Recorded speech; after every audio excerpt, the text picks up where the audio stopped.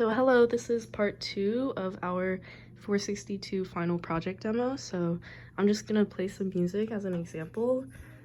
In this video, we're going to kind of explain a bit more in depth on how all of our system works. So really quick, this is the Raspberry Pi that has the NFC chips, and we can actually slide this out for a closer look. So as you can see, the NFC, the PN532 hat is connected to the Raspberry Pi. And right now I have an Ethernet port just because that's what's easiest to SSH into my Raspberry Pi with. But in other setups, you honestly can just use wireless or Wi-Fi SSH and it'll work just fine. And here on the back, we have the power cable that's routed down to a power strip underneath my desk.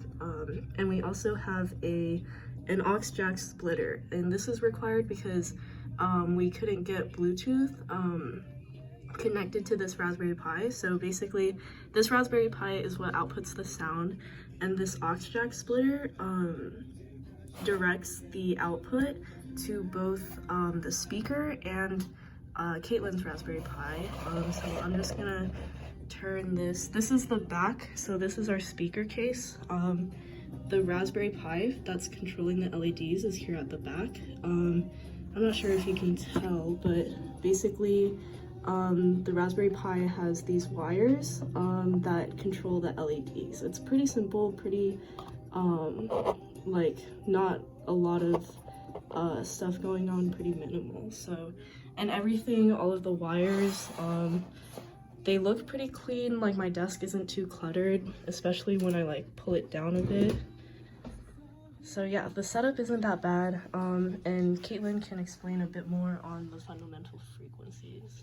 Yeah. Okay, so the fundamental frequencies, so the lights are based off the colors for the fill setting. So the fundamental frequency is where the initial start of the fill color is, and then each light that doesn't hit below isn't above the magnitude of 5% of the fundamental frequency magnitude isn't displayed.